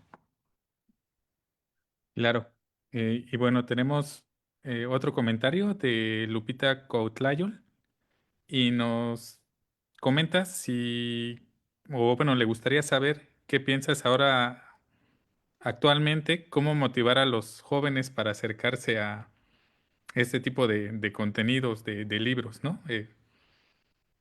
Pues mira, hay una pregunta que constantemente, bueno, esa es una pregunta muy constante que me gusta mucho responder, la verdad.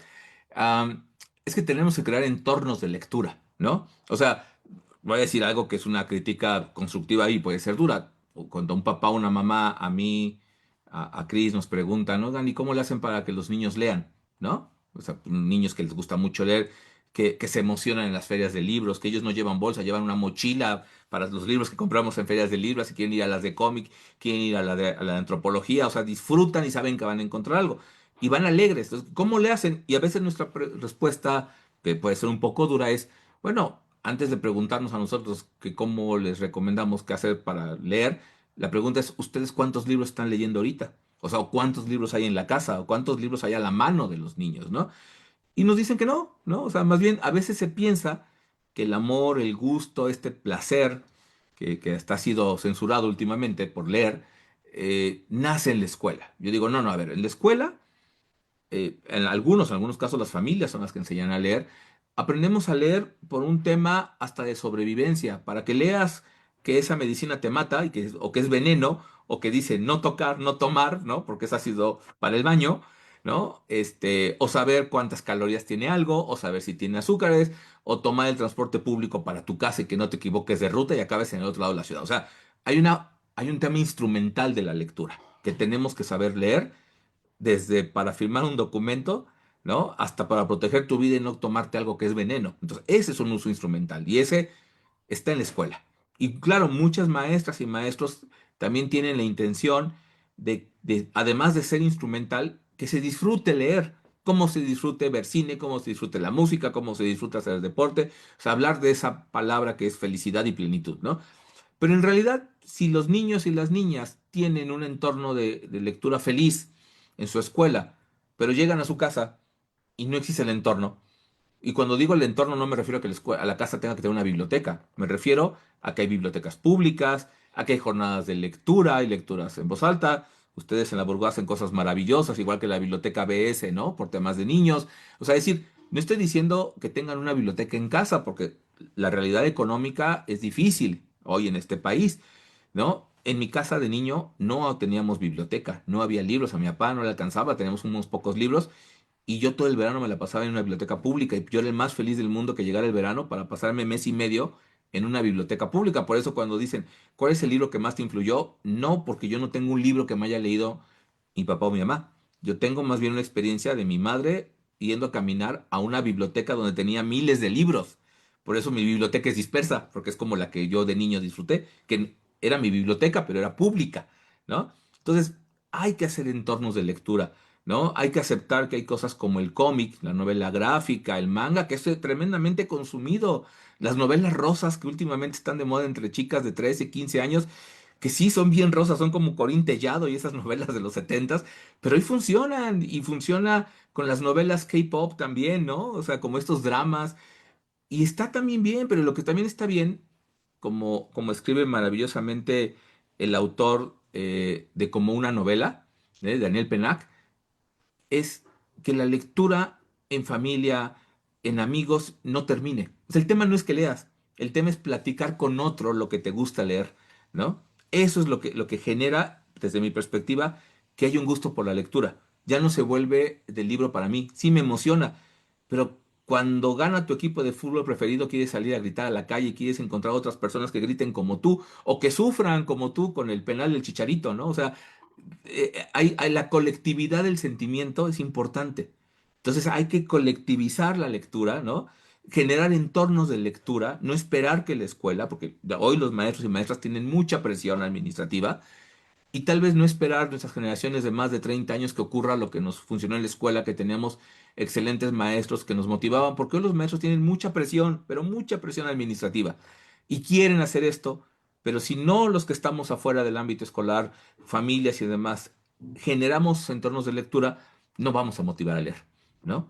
Entonces, estas acciones que se hacen, inclusive en libre, en fondos antiguos, ¿no? Que dices, bueno, ¿cómo le hago para que un niño que no puede tocar los libros? Bueno, es que ya lo hizo Alessandro Barico, Humberto Eco y otros locos maravillosos donde decían, lo más importante es preservar las historias. Si un niño sabe que hay una historia de un hombre que se volvió loco leyendo libros de caballería y atacaba molinos, tal vez algún día llegue a leer el Quijote. Pero mientras la historia de la oportunidad que implica la fantasía como forma de vida, esa no va a morir. Y el libro va a estar guardado por si algún día quieres ir al libro.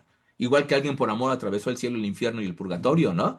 Y algún día descubrirás a Dante y a Beatriz y la complejidad de un libro casi escrito de memoria. Pero contar esas historias son entornos de lectura. Y a veces, Jorge, son sin libros, ¿no? Pero hay entornos de lectura. Entonces, creo que eso es mi recomendación. Generemos entornos de lectura. Busquemos lugares como la Biblioteca Burgoa, como la Biblioteca BS, como la Palafoxiana de Puebla, como la Fragua, que hace muchas conferencias. Busquemos clubes de lectura, busquemos las bibliotecas que juntan niños, que hablan de ciencia, que hablan de historia, cuentacuentos. Eso es el ámbito de la lectura y platiquemos entre amigos y en familia de lo que leemos. Muchas gracias, Fabián. Y bueno, concuerdo bastante contigo porque de repente parece desde ciertas ópticas, ¿no? De autoridades no solo de bibliotecas, sino mismos entidades educativas, que muchas veces la biblioteca es la que tiene que enseñar a que les Mm. gusten los libros, ¿no? Pero es un reto de, de un espacio de años que han dejado sin motivar ese espectro en los niños, en los jóvenes, que ahora prefieren cualquier entorno virtual a algo analógico, ¿no? A un objeto físico. Pero es justo lo que comentabas, ¿no? Pues, al menos aquí en la biblioteca creemos que la generación de emociones a través de las propias historias es un Es elemento inolvidable. básico para atraer al público, ya sea miedo, ya sea alegría, sea suspenso, ¿no? Toda esta emoción de sentir algo con una historia creo que es importante y que también nosotros creemos que pues, la formación de experiencias, más allá del libro como propiamente dicho, sino interpretar o abstraer algo de la historia del libro para que la gente pueda interesarse en el propio libro, ¿no? O sea, es mm, como darle una interpretación diferente para volverlo atractivo y creo que es mucho de lo que tú haces, ¿no? Digo, más allá de trabajar acá en la biblioteca, lo que nos has contado el día de hoy es maravilloso y también es un campo que, como te comenté al principio, antes de iniciar la transmisión, lo reconozco poco explorado. Y yo tengo una pregunta. Así como se han conservado pues estos libros antiguos, algunos hasta la actualidad, ¿han podido encontrar, ya seas tú o algún autor que hayas tenido que consultar para encontrar los significados de los frontispicios, algunos bosquejos de cómo se fue construyendo este discurso narrativo a través de la arquitectura y de los elementos alegóricos? Es decir, si algún grabador fue cambiando un poco el discurso para dar a entender la idea de qué es lo que iba a encontrar en el libro. Es que fíjate que en realidad hay poca información de, digamos, en torno a lo material, a planchas de grabado y demás. En México tenemos un caso tremendamente bonito, que es el frontispicio del escudo de armas, del libro que se hace para explicar la epidemia de Matlazáhuatl y cómo la Virgen de Guadalupe acaba siendo el escudo de armas de Ciudad de México que protege. El frontispicio es maravilloso, maravilloso. En este círculo en este grupo académico de históricas de la UNAM, donde está Iván Escamilla y otros, acaban de presentar un libro que se puede descargar de el intelectual detrás del libro, que es Cayetano Cabrera, ¿no? Y de este frontispicio existe dibujo, ¿no? El dibujo que hace el famosísimo José de Ibarra, que lo ha trabajado la doctora Paula Mus, ¿no? Existe el dibujo, es un caso extraordinario, ¿no? En todo el término de la producción plástica novohispana, ¿no? No solamente de grabado, ¿no? Entonces está el dibujo de Ibarra justamente en los papeles de Cayetano Cabrera de Quintero, ¿no? Repito, lo pueden buscar en línea, el libro es descargable, es una cosa intelectual maravillosa el libro. El libro del escudo de armas, que es tan importante para la promoción de la Virgen de Guadalupe, ya no como patrona solo de Ciudad de México, sino Nueva España. El libro es fundamental porque además es un gran tratado de demografía clínica con la epidemia, ¿no? O sea, los datos y demás. Ahí sí hay un dibujo, ¿no? Repito, lo ha estudiado Paula Mus, porque el dibujo lo hace José de Ibarra y el grabado lo hace, ay, olvidé el nombre del grabador, Baltasar Troncoso, ¿no? Eh, Ese es un caso, no conozco otro, Jorge. Hay algunos, el caso del famosísimo Athanasius Kircher, que Jocelyn Godwin publica en el libro de Kirchner del Teatro del Mundo los bosquejos para algunos de los frontispicios, también asegurando, que eso ya se sabe justamente por estas investigaciones, que Kirchner dibujaba sus frontispicios, ¿no? Daba las estructuras generales, no al nivel del dibujo para una plancha, ¿no? Por eso yo también pienso que Juan Caramuel también tenía las ideas. Recientemente ha salido un libro de Pedro de Villafranca, de este maravilloso grabador. No lo tengo, pero vi unas imágenes que parece que vienen también algunos dibujos. Y en el tema del grabado, cada vez que el grabador hace trabaja la plancha, se va imprimiendo la plancha, ¿no? Para saber cómo va, que es lo que se conoce como estados, ¿no? Entonces, hay un caso muy particular, el de Van Dyck, que justamente en un libro sobre sus grabados vienen los estados que fue haciendo para el frontispicio de su libro que se llama Iconografía, que vienen muchísimos grabados y el frontispicio es una columna con su retrato y vienen los estados, cómo fue grabando, pero claro, es su libro, él es el grabador, ¿no? O sea, tiene el control pleno editorial, vamos a decirlo así. Y ahí vienen los estados, que es como se denomina a cada fase donde el autor va imprimiendo para ver cómo va quedando el grabado. En realidad, como un ejercicio de fases, solo conozco el de Van Dyck, ¿no? Como un ejercicio de bocetos, Kircher y el escudo de armas, o sea, uno de casa, ¿no? De Nueva España. Y algunos, bueno, de caso de Rubens, como diseñador de frontispicios, también hay algunos bocetos del caso, bueno, pero claro, es Rubens, ¿no? Digamos, él, su obra desde que murió fue muy cuidada, ¿no? Bueno, hasta comprada por el rey de España, y es el caso que conozco. Eh, el frontispicio del Tesoro de la Nueva España de Francisco Hernández tiene algunas variantes también, pero muy ligeras, ¿no? El lince y otras cosas así, hasta donde recuerdo, eh, pero no hay un proceso digamos, evidenciado de fases del grabado. Entonces, y bueno, estoy hablando obviamente de frontispicios, que son grabados muy complejos, muy evidentes, con placas de gran tamaño, pero son los que se conocen. Y normalmente algunos están firmados, como les mostraba, por quien dibuja y que por quien graba, pero no dice quién lo inventa. En unos frontispicios maravillosos que quiero algún día trabajar de tratados teológicos de Caramuel, él explica el frontispicio, ¿no? Además. Y entonces sí hay casos donde están explicando los frontispicios en una parte del libro, pero en la mayoría de los casos no te explican. En el 18 y 19 sí hay explicaciones. El autor incluye explicaciones de los frontispicios, ¿no? Pero claro, son como resúmenes, ¿no? Ya entenderlo en la complejidad tan grande, tendrás que pensar como lo que he presentado de Caramuel, a quién leyó, qué grabados tomó, etcétera, ¿no? Y digo, por eso digo que fue Caramuel, porque justamente con este artículo demuestro que hay cita a científicos que también Caramuel cita, los cita textualmente y los cita visualmente. Entonces, ¿quién conocía a Marolois y a Hevelius? Pues Caramuel, a través de sus obras. Entonces la cita doble, textual y visual. Pero de cada frontispicio, imagínate cómo habría que desdoblar toda la cultura visual que está recibiendo, interpretando y devolviendo el autor con una imagen. Por eso son tan interesantes y acaban siendo imágenes laberinto, nunca se terminan, ¿no? Sí, justo porque me quedaba pensando si el grabado y la composición del mismo tenía que ver con la interpretación del grabador sobre la obra del autor o el propio autor hacía recomendaciones de la estructura del frontispicio, ¿no? Digamos, como archivista me puse a pensar un poco en los contratos estos para la elaboración de algunos retablos o demás que quien mandaba hacer el retablo, pues daba las recomendaciones de cómo lo quería, ¿no? Qué estructura iba a llevar, qué advocación iba a tener y demás.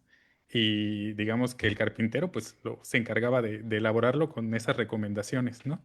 Entonces, Ujú. no sé, igual hice una especie de analogía que qué pasaba con los frontispicios en el caso del autor de la obra, si él hacía las recomendaciones o bien el grabador tenía como libertad creativa para desarrollarlos. Sí, mira, fíjate, aquí está comentando Juan Calvo Portela, que además ha trabajado mucho de gráfica, justamente los trabajos de la doctora Kelly Donahue Wallace, justamente sobre el tema de los grabadores novohispanos, y comenta algo importante, el tema justamente de Stradanus, que lo ha trabajado la doctora Clara Bargelini, Samuel de Stradanus como grabador, primer grabador de Nueva España con las placas, lo ha trabajado mucho, y justamente lo que acabas de comentar del final. eh, Ese es el tema importante, justamente la relación entre quien graba, es decir, quien hace la placa, quien dibuja y quien presenta la idea, vamos a decirlo así, ¿no? Eh, esta trilogía, vamos a decirlo por el estilo, resulta muy interesante, ¿no? Porque, repito, tenemos las firmas de dos y en el caso o sea, hablando de grabado en general, hablando de frontispicios, en particular con el asunto de la construcción retórica visual de lo que va a haber después, se vuelve un tema pues, bastante interesante. Bueno, y también la ilustración interna, ¿no? Porque claro, la ilustración no es un mero acompañamiento, ¿no? Sino tiene una interrelación. Y entonces no es lo mismo pensar la estampa suelta, ¿no? La estampa que tiene una función impresa suelta que para ser difundida, al grabado que está enmarcado en la esfera de una obra que tiene como un objetivo transmitir un conocimiento. Y cuando digo transmitir conocimiento no me refiero nada más a científico, ¿no? Devocional, político, social, médico, el que sea. Entonces, esa dimensión de la estampa suelta versus la estampa en un libro, que forma parte del cuerpo de memoria, del cuerpo mnemotécnico, eh, sí puede ser, no puede ser más bien, sí tiene elementos distintos.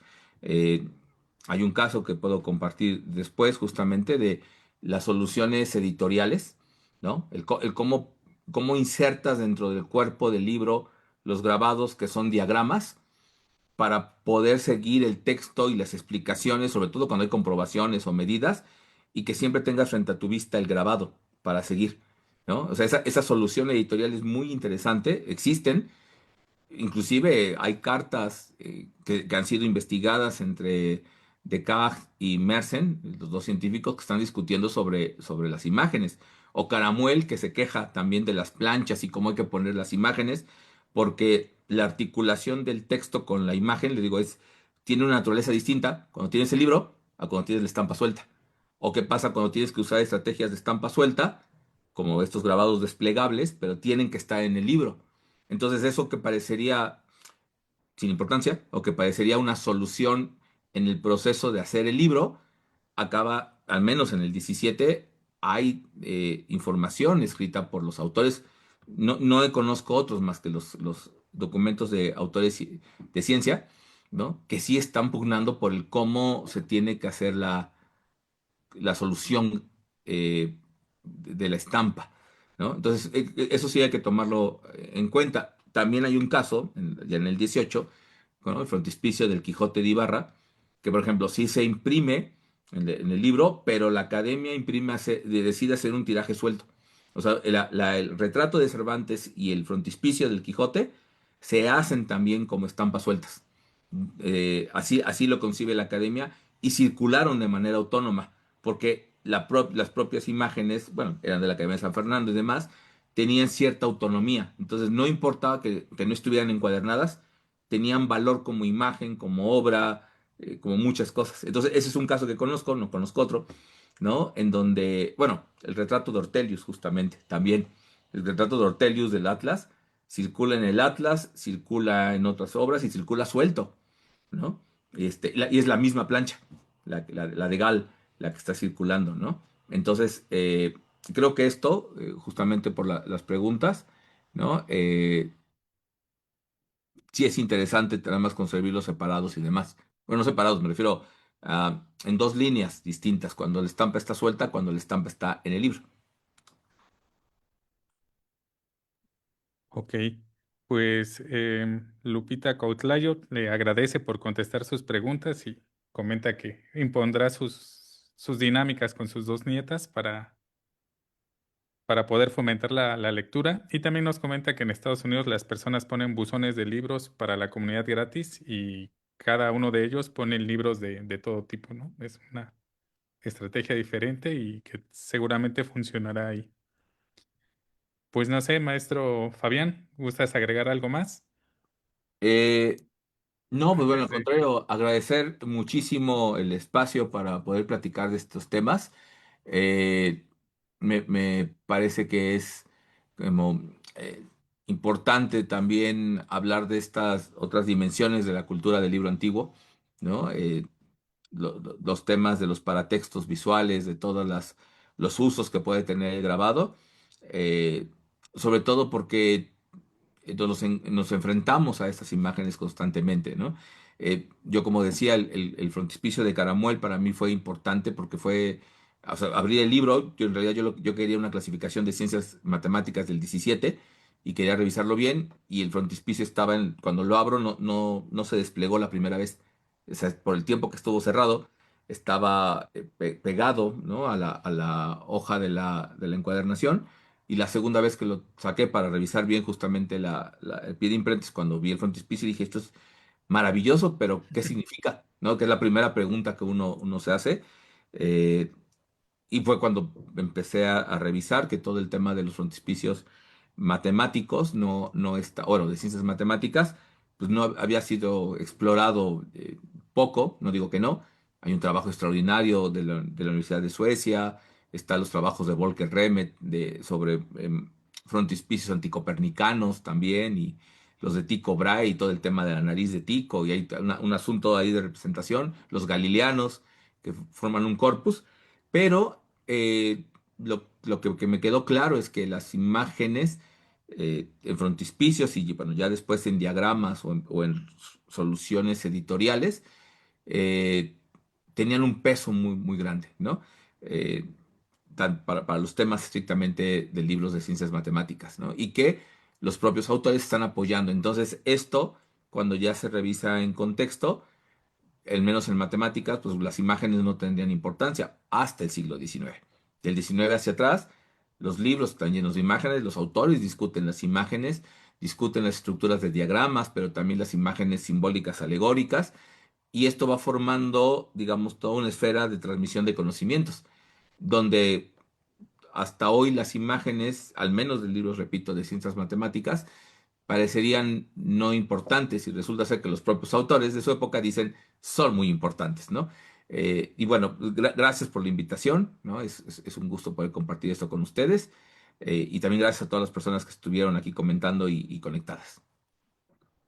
Pues muchísimas gracias, maestro, y muchas gracias a todos los seguidores de la página de la biblioteca, también a seguidores del maestro Fabián, y esperamos que no sea la primera ni la última vez que nos acompañe con alguno de los temas que maneja, maestro. Y pues de nuestra parte sería todo, no queda más que agradecerles que estén aquí con nosotros, y bueno, los esperamos tal vez para el siguiente año. Creo que con esta conferencia cerramos esta parte del ciclo y qué mejor con este tema y con su expertise, maestro Fabián. Pues muchísimas gracias, un gusto como siempre. Hasta luego.